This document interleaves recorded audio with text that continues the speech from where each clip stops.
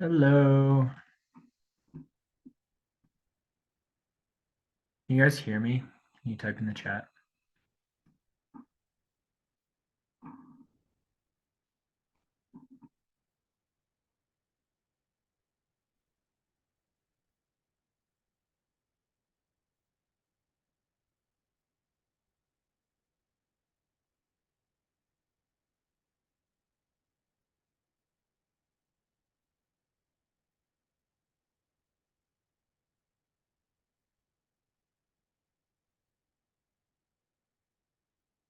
Can you hear me?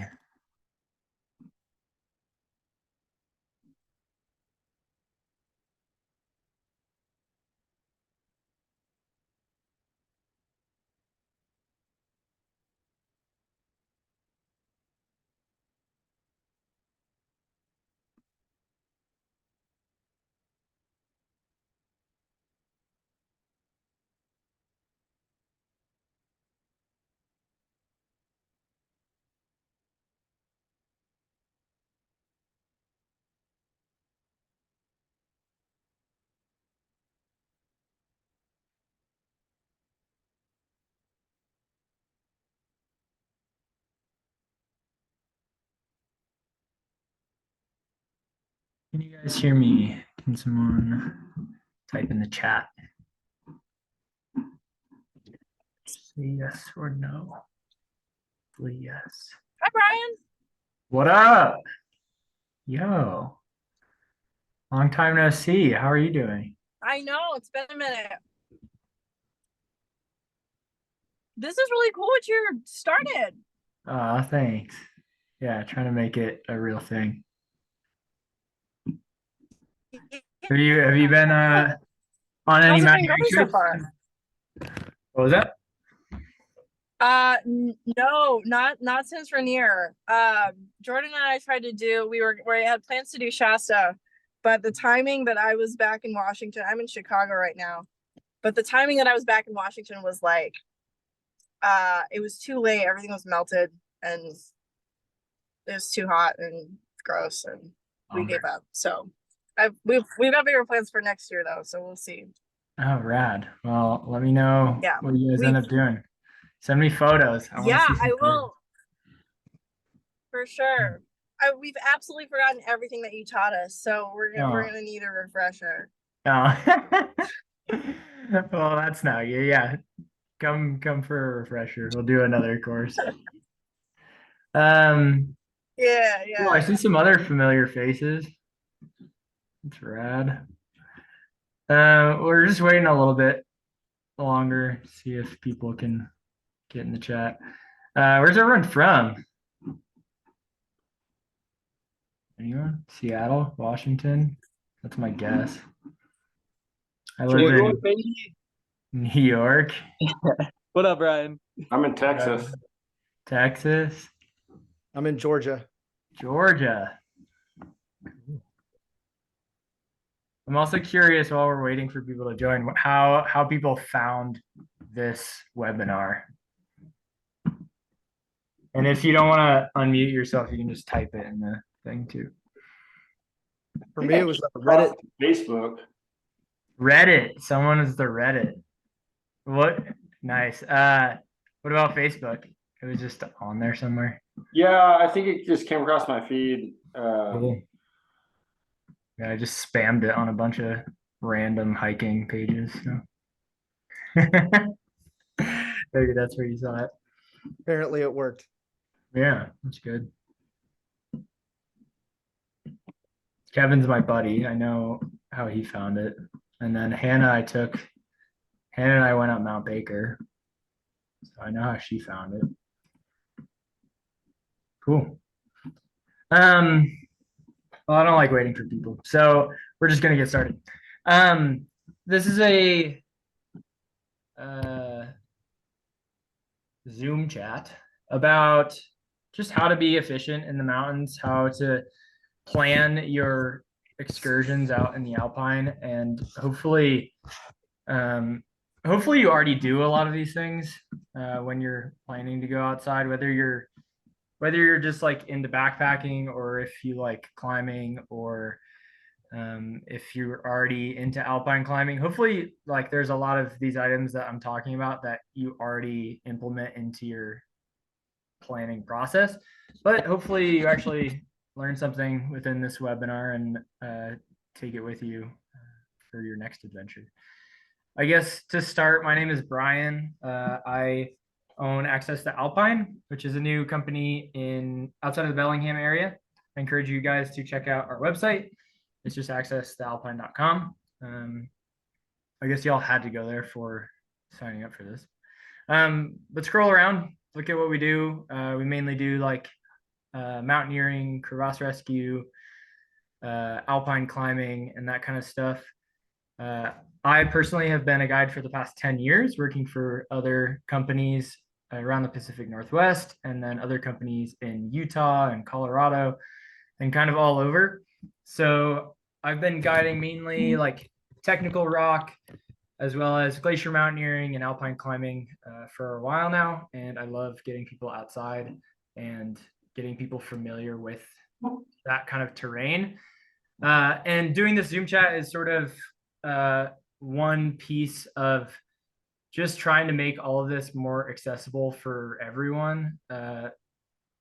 It takes an hour of my time to do like a Zoom chat on planning.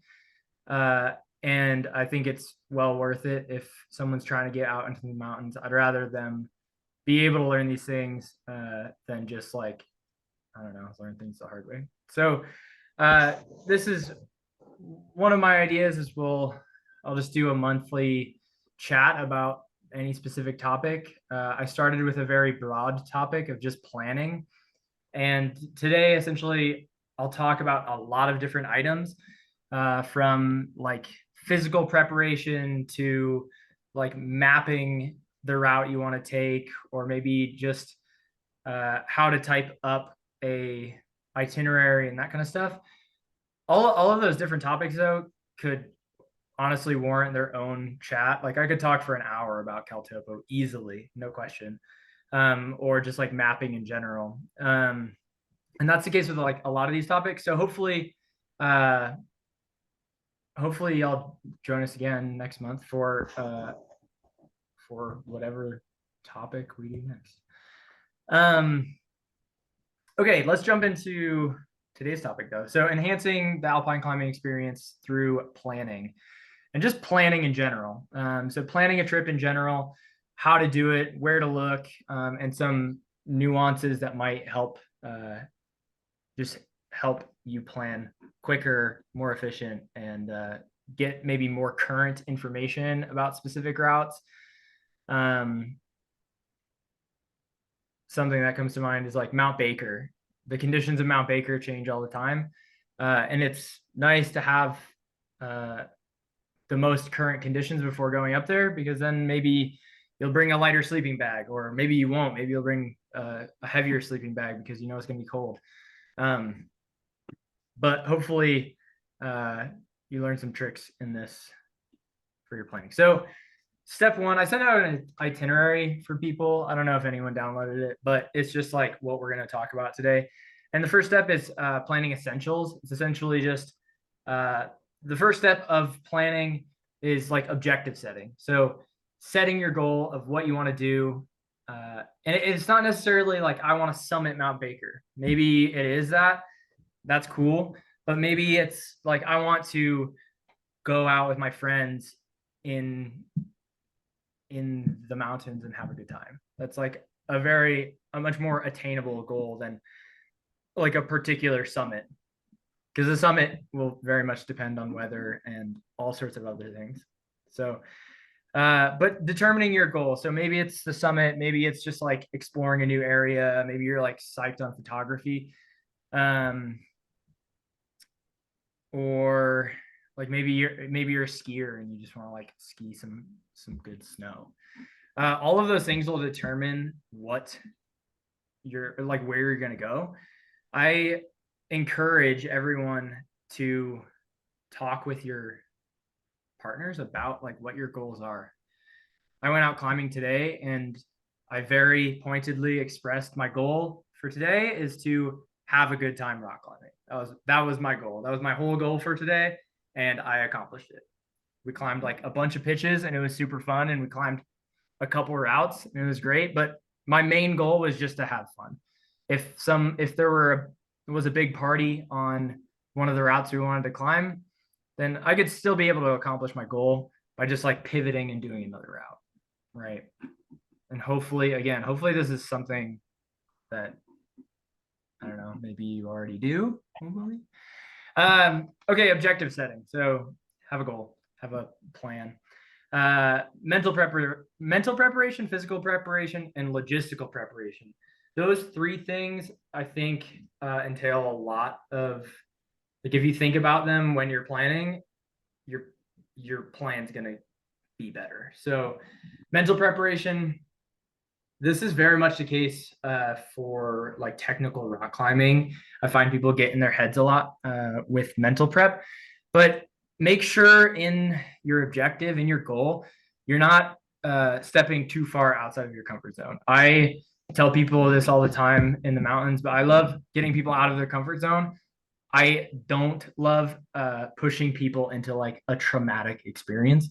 So know yourself, know what is like good for you, where you're at in your alpine recreation, your climbing recreation, and don't overdo it. If you overdo it, you're gonna just like freak out, and it's gonna be really hard to recover. So mental preparation, have a pretty logical progression of what you're gonna do, right? Not everyone gets into mountaineering and just does K2. That's pretty obvious, right? But let's scale it down and think about it like not everyone gets into rock climbing and does like a big multi-pitch as their first thing. I talked to someone a couple days ago, and they did the direct north ridge of Mount Stewart, and it was like their first real multi-pitch trad climb. And it's like this 3,000-foot ridge climb. They ended up getting evacuated by a helicopter off of it. But like, be honest with yourself about where you're at, and try and create some sort of logical progression to your actual like main goals. Physical preparation. Honestly, Uphill Athlete is a great resource. Has anyone used that before? Anyone in this chat used Uphill Athlete? It's also a book. It's a book and a website. But they have a few different versions of like what you can purchase through them, at least on their website. So they have like a 5-week alpine, like 5-week alpinism course. They have a much longer, they have like a 50-week like mountaineering progression. And essentially it's a great way to physically set goals and figure out where you're at when it comes to your objectives that you're doing. So if you're trying to do Mount Baker, we always send them like, hey, you should probably buy the book Uphill Athlete and read through it. It'll lay out like a 24-week mountaineering plan or whatever. But just actually train. Often in the Cascades, we'll get people that I had someone on a course. They said we like went around in the beginning, and I said like, what has everyone done for training? And this one guy said, I've watched 14 Peaks 3 times. It's like, wow, that's not training, right? So get a heavy backpack, like put weights in your backpack, go to a gym and walk up a stair stepper for a really long time if you're trying to do a big mountain. I feel like we take a lot of people up mountains that don't actually want to hike up mountains. So figure out if you like hiking uphill by hiking uphill a lot before like committing to a big course. And if you commit to a course, take it seriously, physically train. And then logistical preparations. So logistical preparations would be like where you're going to stay, what food you're going to eat, if you're going guided or not. So like if you go through a guide company, the logistics are going to be pretty ironed out. You don't have to really think about too much. But if you're not, then like whose tent are you going to bring? Do you need to get permits? How much money is it going to cost? Are there any, like, is the glacier even, like, if you're going on a glacier, is the glacier covered in snow, or is it going to be a dry glacier? Those are some of the logistical preparations, because that'll very much affect like what equipment you need to bring, and essentially just what your trip is going to look like. Let's talk about equipment next. That's number 2, is gearing up. So gearing up, people, you got to just figure out what's essential and what's not essential, and that's the easiest way to put it. But the main gist of that is practicing with your equipment. So putting your boots on and hiking a while in them. That way you know that your boots are broken in, you know you like them, you're not going to get like crazy blisters on the first day of a 5-day trip. Figuring out like how your sleeping pad works. That's a really easy thing to do in your living room while watching TV, right? You don't have to be like up in the Alpine to blow up your sleeping pad and double check that it works. When you're doing all that, you'll also figure out like if it's working for you, right? Like sleeping pads are kind of a bad example. Well, maybe it's a good example. So, there's inflatable sleeping pads and closed cell sleeping pads. And there's pros and cons to each. A closed cell is not going to deflate on you in the middle of the night. That's a big pro.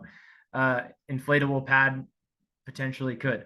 But you got to figure out like what gear is good for you, if it's reliable, how much it weighs, and like what your weather conditions might be. So if you're going on a trip and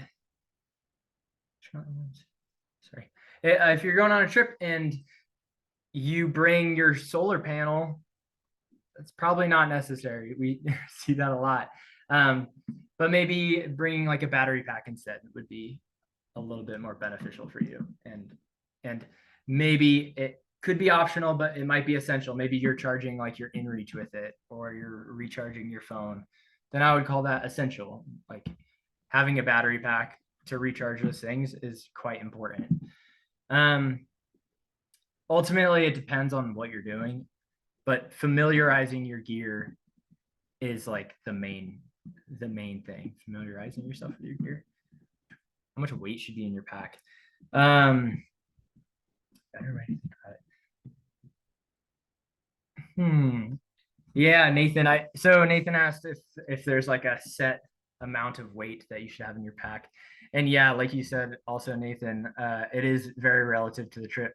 I've gone on trips where you have like 100-liter bag that's like totally filled to the brim. But then I've also been on trips where you have like a 30-liter and you're not carrying too much.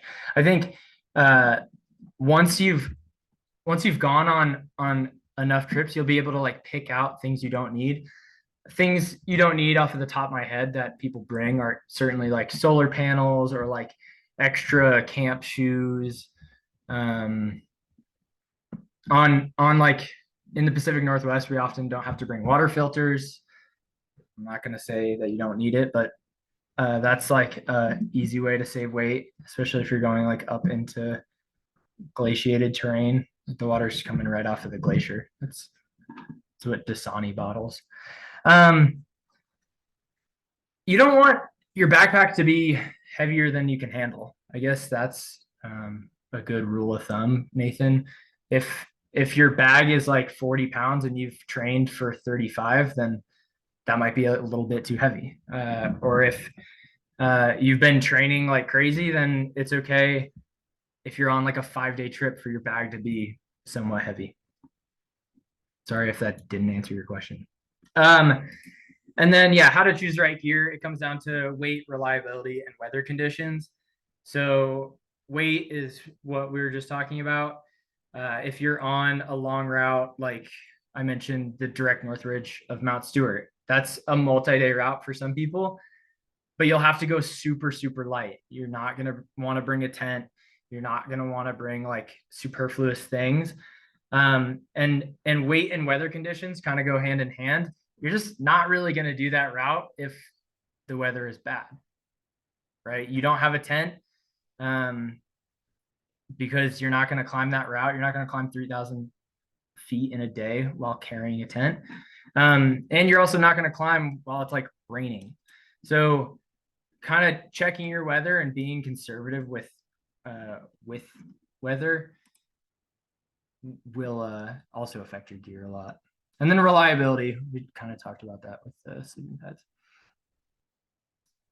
Hannah, I'll circle back on your question in a bit. Okay, part 3, itinerary building. So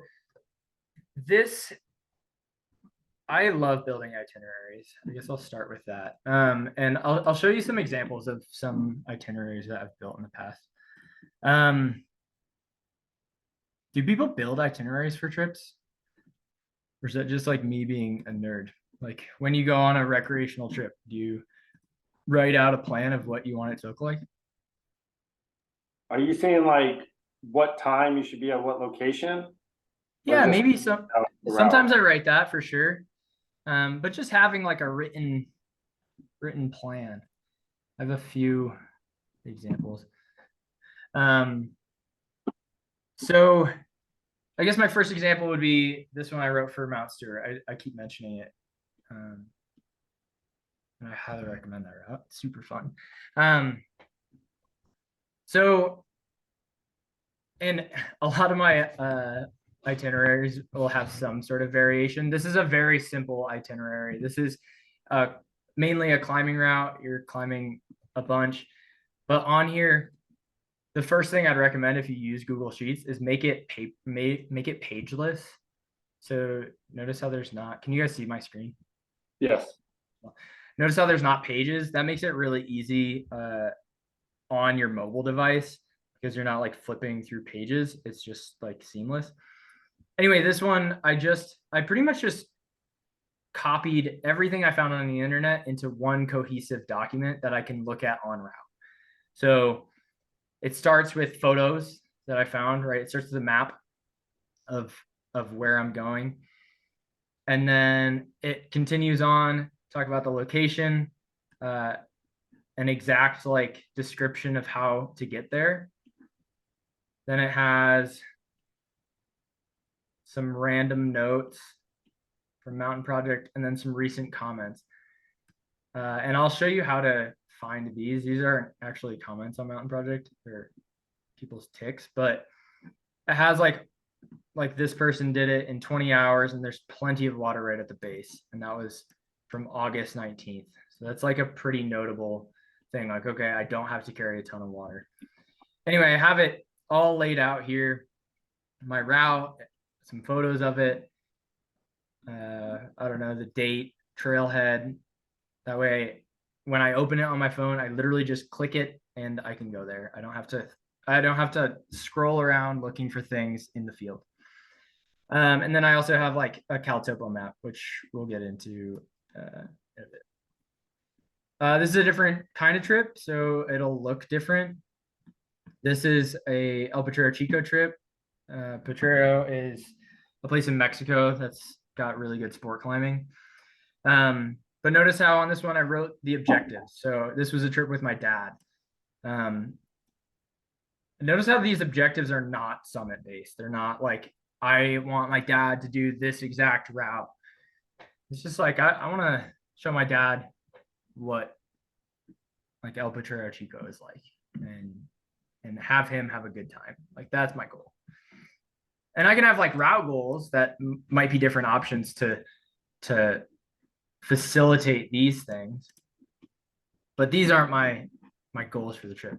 Then you can have a budget, calendar, right?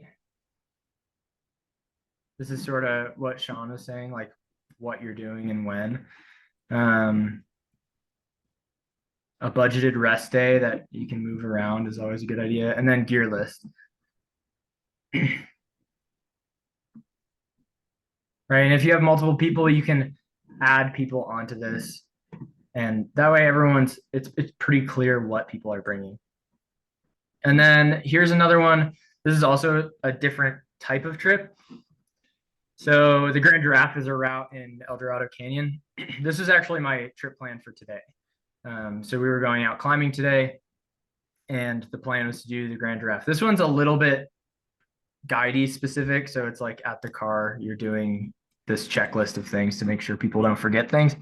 But y'all can make this for your personal rock climbs that you want to do on your own. This is just an overview of what the route looks like. This is what to not forget at the car, right? If you forget things, this is a really easy thing to just copy and paste in all of your trip plans. That way you have a checklist to go through. History of the route, if people care about that. Forecast, right? Forecast is important. We'll talk about that in a bit. The approach, how to get there, what gear you need, what to do at the crag. And then this is where you break it into like the pitches of your route. This is for obviously climbing, specifically rock climbing. But I think it could also be applied to mountaineering. If you have like a specific spot you're trying to get to at a certain time, then you can write all that stuff down. For us, we didn't have crazy time constraints, so I didn't bother writing when we had to get places. Okay. What's next on this list? Itinerary building. So that's what a lot of my itineraries look like. Oh, Caltopo. Yeah, let's talk about Caltopo. I'm gonna share my screen again.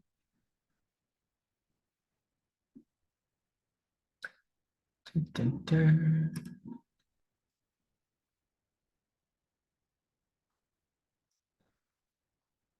Okay. Does anyone use Caltopo? Or does anyone use like Gaia or All Trails? Or there's a lot of options for I've used Gaia. Gaia. Yeah, totally. That is great. Being familiar with both is honestly like your best bet. And both Gaia and Caltopo have pay for options. This is the pro version of Caltopo. I honestly don't know what features are different. But the gist, again, I could talk about Caltopo for an hour, but the gist is having a plan. So right now we're looking at, can you guys see my screen again? Yeah. Okay. Right now we're looking at Mount Baker, and there's a bunch of different routes that you can do at Mount Baker, right? But having a track for your trip and having that track downloaded is essential. You can have a track on your Caltopo and then you'll forget to download it, and then it doesn't matter that you put any of this work in. So make sure it's downloaded as well to your phone. And then feel free to like add to your maps. I don't know how it works in Gaia, but I know like Caltopo, I'll add all this kind of stuff, like where our first rest is going to be, an alternative first rest, where there's like a big hole. Like this season, there was a big crevasse right here that was perfect for practicing crevasse rescue. So I just marked it, and then it was easy to find in the future. But messing around with Caltopo, I think this is high on my list of making or like talking about for an hour. So I'm not going to dive too deep into it. The one feature I will point out that people don't utilize in Caltopo, which is kind of overwhelming in the Mount Baker area because a lot of people use Caltopo for this zone. But if you scroll down on this right side here and click shared Caltopo maps, then people don't realize that a lot of their maps are public, but you can be advantaged by that by clicking this and then just like looking around at where people go. I'm not saying to like follow people to a T, but like we can look at that general area where the Easton Glacier is and look at everyone's folder and everyone's map that they've publicly posted on Caltopo. And like it's often easy to like pick out like what ones are decent and what ones aren't just by the formatting of them. You can also see like how many people have saved them. So like this Baker Easton climbing route has been saved 571 times. So if we click on that, let's look at it. Let's see what it looks like. right? Boom. There are a bunch of different routes up and around Baker. And again, don't just blindly follow these things, but it is just like another resource of places that you can find GPX files besides just Googling like Easton Glacier GPX file. Yeah, this is actually a pretty cool map. So yeah, the shared CalTopo maps in the bottom right. That's CalTopo. What other thing? Let's talk about weather forecasting, I think. Oh no, let's talk about Mountain Project first. Because there's another hidden thing on Mountain Project that people don't know. I don't know if people use Mountain Project. This is more for rock climbers. But there are like glaciers and stuff on here too. I won't use that as an example right now, but let's do Grand Giraffe, that climb that I was going to do today. We ended up pivoting and not climbing it, but so yeah, if you're a rock climber, if you're trying to do rock climbing in the Alpine, often there's a Mountain Project route for it, and knowing how to like squeeze as much information out of Mountain Project, it can be beneficial. So there are the obvious things, the approach, description, photos are great. Comments are often great to read. The issue I have with comments are they're super dated usually. So like this is August 8th, 2001. I don't really care what the route looked like in 2001. This route is climbed every day by multiple people. Like it'll probably look different. One trick that I love to show people is if you just click opinions here, 283 opinions, you can look through ticks and see the most recent tick. So September 17th, right? Someone climbed pitch 3 is tough, but doable. Left side in, bring 1.4 and one number 4 and 2 number 5s. Cool. What other things do people say? You know, some of the stuff is certainly useless, but some is not. Linking 1 and 2 worked well, right? Like this kind of information is really useful. And this is another thing people don't realize is often public on their account. They're writing these ticks of like how their day was, and people don't realize that they're public. So people are a little more, people update the ticks in Mountain Project much more than the comments. Let's see, I'm actually curious. If we go to the Easton, I'm curious what the most recent. Yeah, so like look at this, September 12th, 2023 on the Easton Glacier. The weather was definitely wet. Visibility was poor. Other than that, the route is in good shape. So like this is a great way to figure out information, especially when people write guided. That means this is like some guide just spraying beta on the internet. Roman wall is sun-cupped ice and then loose sand and rock once you're traversing it right. Right. It's like pretty great information that people don't just comment all the time. And it's very recent. So that's Mountain Project. Okay, and then another resource for planning, and I put all of these links in the itinerary that I sent out, but I use the National Weather Service a lot. So if I type in, let's do, I got in Moab sometimes, so let's see the weather. So if I type in Moab, Utah, it has a day-by-day forecast of what it's looking like. Keep in mind that's for this little green square, right? But we can change where that is if we want. So if I'm looking to see like what Castleton Tower, like what the weather will look like here. If I click on that, then it's changed that pinpoint to be exactly where Castleton Tower is. So that's a great resource. Another cool trick with National Weather Service is if you scroll to the bottom and click text only forecast, it essentially says the same stuff, but just in text.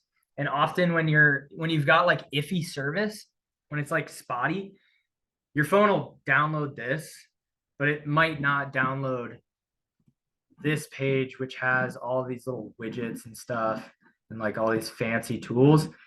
So what I've done for areas that I recreate a lot in is take the text only forecast and just you can copy that to your, like if you're using your phone, you can copy it to your phone screen or just save it. Like I have a folder in my phone that has like the Easton weather, Mount Baker summit weather, the Northside weather, and all of these different things. And it's all just saved to my whatever screen background. So yeah, National Weather Service is a great one. I think with all of these forecasting sites I'm going to talk about, they're all wrong sometimes. So just know that. Another one is Mountain Forecast. Mountain Forecast is notoriously wrong, but then the moment you think it's going to be wrong and don't trust it, then it's like bluebird out. So Mountain Forecast is great. If we type in Mount Baker, we'll get to this page. And the cool trick about Mountain Forecast, this is like the text version of the forecast. But what you can do is look at it based on elevation, which is kind of nice. You can do that on the National Weather Service one. You just have to pick the elevation that you're looking at. But Mountain Forecast makes it really easy. You can look at the peak, like the peak of Mount Baker right now. It is snowing a lot. And then you look at 8,000 feet. Okay, that's what it looks like at 8,000. You look at 5,000 feet. Right, this is what it looks like at 5,000. So that's really nice to know. Like if you're camping at 5,000 on Baker, okay, this is what my weather is going to look like. But then when I'm summiting on summit day, this is what the weather is going to look like. And just like being able to plan using that is pretty useful. For those in the Pacific Northwest, Friday, Saturday, look at that. It's looking clear. The Eastern route kind of sucks right now. It's just like ice. But I guess I'll answer Hannah your question. I just mentioned the Eastern route is just ice right now. A dry glacier is a glacier with no snow on it, no seasonal snow, and then a wet glacier, it has seasonal snow on it. Wet glaciers are often much easier to travel on than dry glaciers, I would say. But a dry glacier is just like the ice on the glacier. Okay, CalTopo we talked about. Weather forecasting we talked about. Forecasting for a couple places too is often beneficial. If you, oh, people are chatting. Oh, cool. Forecasting for a couple places. So, and having, we'll talk about this a bit, but contingency plans. So looking at the weather at Mount Baker, great. What does that look like? Look at the weather at Mount Rainier too. If that's like in your wheelhouse and that's an option, like try and stack the cards in your favor and pick the best weather for your objective. If your objective is to just go out and have fun with your friends, you can like pick a place where the weather is better to do that, right? Which seems obvious. And then within itinerary building, I have time management as well. This is something actually Sean kind of talked about or asked about earlier. But it doesn't just go into like day by day time management, like, oh, I want to camp here at this time and camp here. Like definitely figuring that out is nice. But also just like how much time is it going to take me to hike up this mountain? How much am I going to need to rest? How like when am I going to need to eat snacks and that kind of thing. Often what we'll do guiding, which I highly recommend people do recreationally as well, is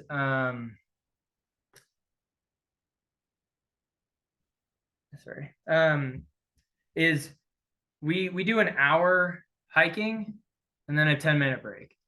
And then an hour hiking and then a 10-minute break. I see some people on here that have been on trips with me and they can attest to the fact that we hike for an hour and then we take a 10-minute break. And what that does is it gets everyone on the same page. everyone is hiking for an hour. We are walking for an hour. And then we're going to take a 10-minute break. And that's when we can drink water, eat food, apply sunscreen. We can do all of these things that need to happen in that 10 minutes. And then we're back hiking again. It helps keep the pace so that people aren't just like running and totally bonk. And yeah, I highly recommend you either do that or like just talk about your plan with the people you're hiking with. Like if there's a lake 4 miles away and you can get there in an hour and a half, then it's like, okay, we're going to take a break at that lake. We're all going to jump in. We'll take 15 minutes and eat snacks then as well. Vocalizing where you're taking breaks and stuff like that, I would certainly include in your itinerary. Safety protocols. Number 4 on my list. Having a first aid kit. Bring a first aid kit. What should be in your first aid kit? Well, not so much that you just don't bring your first aid kit, but not so little that it's useless. And it'll depend on what you're doing. I know like rock climbers that will bring like a full-on tourniquet with them because if you fall and break your leg, you're just going to bleed out. I think that might be a little extreme because climbing, you have slings. So maybe you don't need a tourniquet. You can just use a sling. If you're skiing and someone gets messed up, like you could use a ski strap. So I think just thinking about your first aid kit, like, I don't know, what are you actually going to need? What can be replaced by things you already have? Some essential things I put in it: ibuprofen, Band-Aids, my InReach. InReaches are super small, and I just put it within my first aid kit. I have mine right here. Get an InReach. Honestly, they're relatively inexpensive for what they're worth.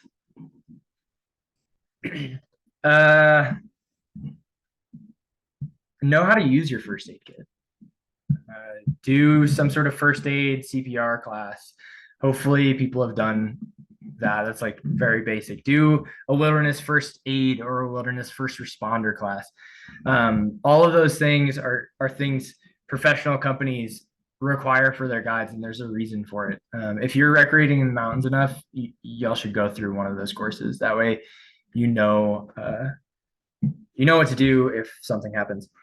Having some sort of emergency response and just telling someone your plans is also pretty essential. And everyone knows all this already. I know everyone knows to tell someone their plan already. That's like something just like beat down in people's brains for going outside, but people don't do it.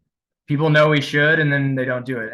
Honestly, send people your plan. That's where those itineraries can actually be quite helpful too. Send it out to someone, say, this is our plan, this is the itinerary, this is our backup plan, that's this itinerary, and we're going to be back at this day, at this time. If we're not, figure something out. You can say that at a minimum. Other options, you can put that information in that itinerary as well. That way, when they're looking through it, they know like who to call. That's like bonus. It's like bonus information. Duffy, you can download. Oh, Will answered. Never mind. And then another thing for communication, I mentioned InReaches already, but radios are really nice to have. People use Rocky Talkies a lot. Those are great. You don't need to spend $300 on a couple of radios if you don't want. There are radios on Amazon, super cheap. I've used I don't know what they're called, Redivis or something off of Amazon. I got 4 radios for like $60, right? You don't have to spend all this money on radios, but it really does help a lot for especially like rock climbing. That way you're not yelling to your partner that they're on and off belay all the time. I would say that's like quite essential for rock climbing. And then number 5, team dynamic. So when you're building your team, you're all collectively creating this itinerary together. It's this beautiful poetic thing that you're making. But who should be on your team and what are you looking for? I would highly recommend you to not just find random people. I mean, maybe find random people on the internet for sure. Mountain Project is great. Facebook groups are great for sure. But if you do meet random people, start small. Like do like a day hike first. See if y'all even get along before committing to like a 5-day backpacking trip or a 5-day mountaineering trip. Y'all should have similar goals. Figuring out like what people's goals are. If someone's like super summit focused, that's honestly slightly a red flag for me. I would rather have a good time with someone than like get to the top of something. But that's just me, right? If you're also summit focused, then that would be a good quality. But knowing yourself and talking about those things is important. And then like another way to meet people is obviously just doing a guided trip. Within a guided trip, though, it's important to like for a guide to pick people's brains about how they're feeling, and not just guided, but also in your own recreation as well. Like take tabs on your partners, ask them how they're doing, and not just like, how you doing? Good. Like actually, like you're the only one that knows how you're doing. So be honest with yourself and be honest with your partners about how you're doing in that realm. Communication is essential for any sort of mountaineering, alpine climbing, whatever outdoor recreation thing you do. If you're not communicating well, then it's not going to be a good time. And in that, I think is worth mentioning. You also just debrief your trips when you're done. That's something I always do, whether I'm guiding, whether I'm working, whether I'm just out for fun. I'm always maybe just on the drive back, if it's just going climbing for fun. Just like, how was today? Let's talk about like where were we most at risk? That's like a great question that brings up pretty important points. I often do the 4 questions, like where were you most at risk? Where I say where were your clients most at risk, but you could do like where were your friends most at risk? And then something you did well and something you could improve on. I think all of those things are essential for moving forward in your mountaineering career. If you're not learning from your experiences, then like what's the point? And then in conclusion, so point 1, we had planning essentials, gear up, itinerary building, safety, and then dynamics, or like team dynamics. Those are like the 5 things I could come up with for planning a trip in the Alpine, and actually like, you know, putting some thought into making an itinerary and not just winging it. I think there is beauty in winging it for sure. I think in the modern day, it can certainly sometimes be irresponsible to just wing it in some areas. I think there are so many resources out there that you'd be doing yourself, you're not doing yourself any favors by just winging it, right? Look up the weather, make yourself a map, download the map. All these basic things I think are worthwhile. Anyone have any questions? That's essentially all I got for you guys. Again, all of the websites and whatnot are in the itinerary that I already sent out. So feel free to look at that. I guess some additional things I don't know if I added on there is uphill athlete we already talked about, but then SPI manual and the mountain guide manual, if you're into rock climbing, are really good books to just dive into. There's also like Freedom of the Hills. For me, I think that's sort of like reading a dictionary. It's great if you're like trying to find a specific thing, but it's often really tough to just like read all the way through. And then a website that I highly recommend. I mean, there are the REI videos on YouTube, but there's also vdiff.com. It's like vdiff. I don't know if anyone's been on there before. I'll just type it in the chat. That's a great resource. Might be vdiff climbing. Let's actually look. Yeah, it is vdiff climbing. vdiff climbing.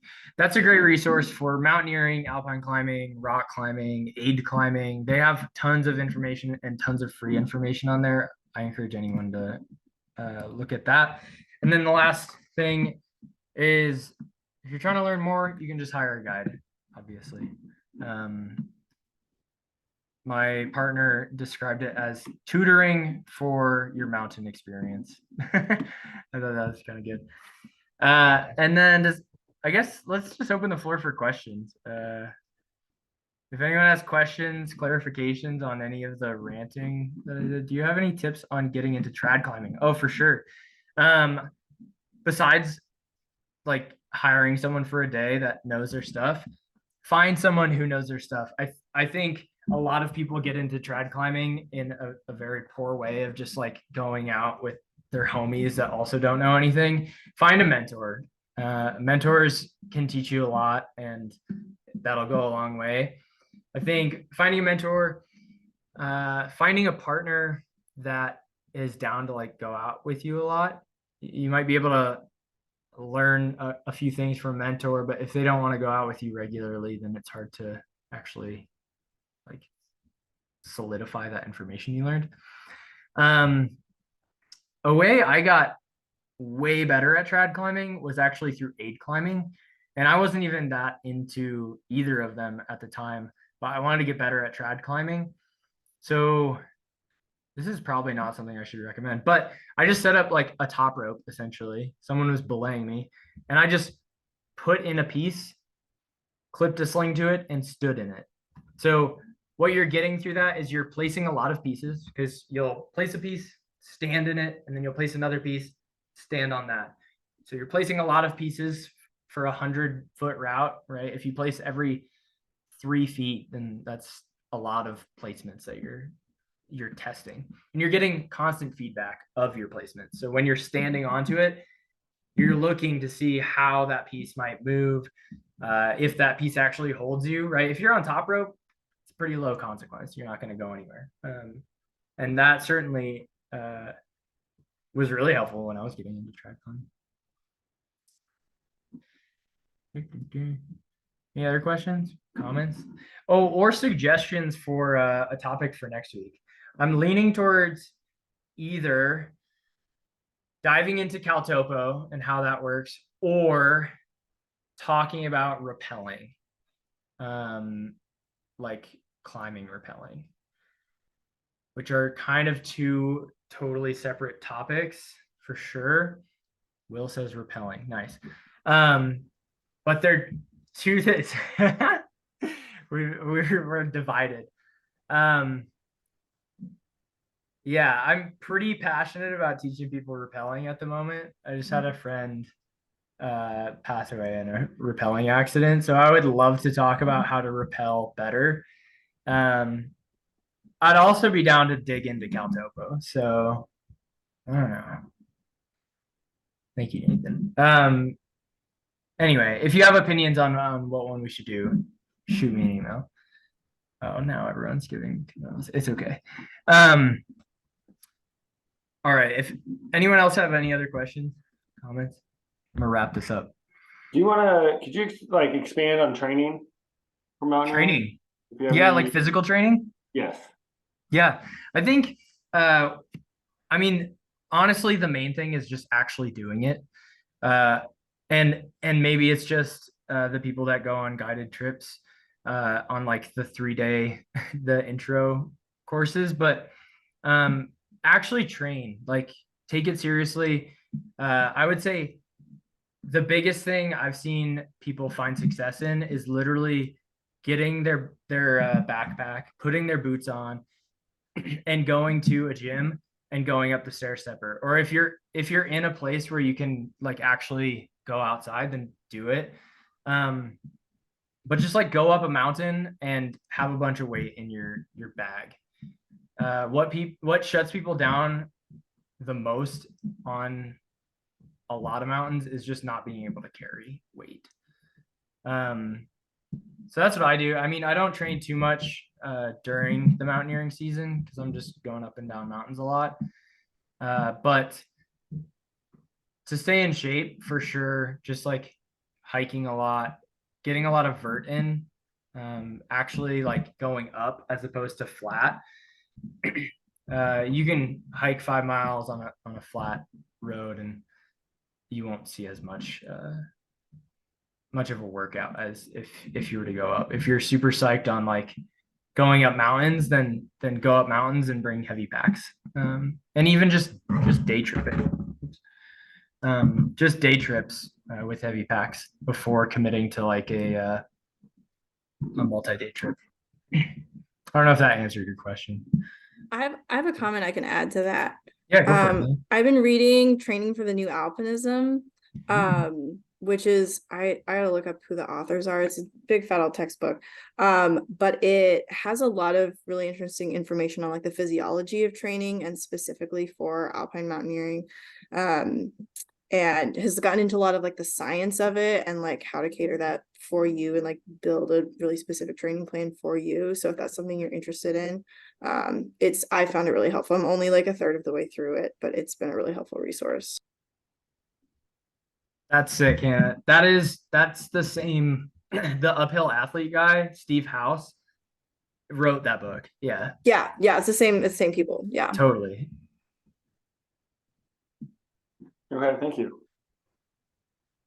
Oh, aerobic threshold and muscular endurance. I mean, I'm not a scientist, but that matters a lot. Essentially, I forget the zones that you can be in, but essentially you're trying to, when you're doing like Mount Baker is the example that keeps coming to mind. But if you're trying to do Mount Baker, your goal is when you're hiking for that hour and then you take a rest for 10 minutes, that hiking for the hour, that should be the same pace for that whole hour. You shouldn't be like going, running out of breath. That's when you're hitting. Does anyone know those different? Yeah, I think Yeah. it's all right. I think it's like AET1. Your aerobic threshold, like zone 1, is like there's some way to calculate it, but it's like slightly different for everybody. But like for example, like being with at like for example, like 150 or 160 beats per minute consistently and steadily without like breaking like too much of a sweat. Because I think like the whole thing is that like if you once you get past that, you start kind of like losing like aerobic like air, like the whole like air intake versus like outtake, and then you start burning lactic acid, and then you get into a whole like level of suck. I think is the science behind it. Yeah, that's like when you bonk, essentially, is because you just used up all your energy. I don't know if people actually use that word. Here's the technology options and different disciplinary. Yeah, I can't remember. Jay Duffy, is that James Duffy? Like, No, it's Johnston Duffy. no way. Different Jay Duffy. That's hilarious. Okay, I'm gonna wrap things up. Feel free to email me at accessalpine@yahoo.com or whatever. Just reach out if you have any questions at all. Thank you guys for attending. This is the first mountain conversation that we've had. So if you have suggestions on topics, again, email me. And then thanks for joining. Or if you have any positive or negative feedback, please email me. This recording will be posted somewhere as well, so you can watch it again. All right, thanks guys. Thank you. Thanks, Brian. Thanks. Thanks, buddy.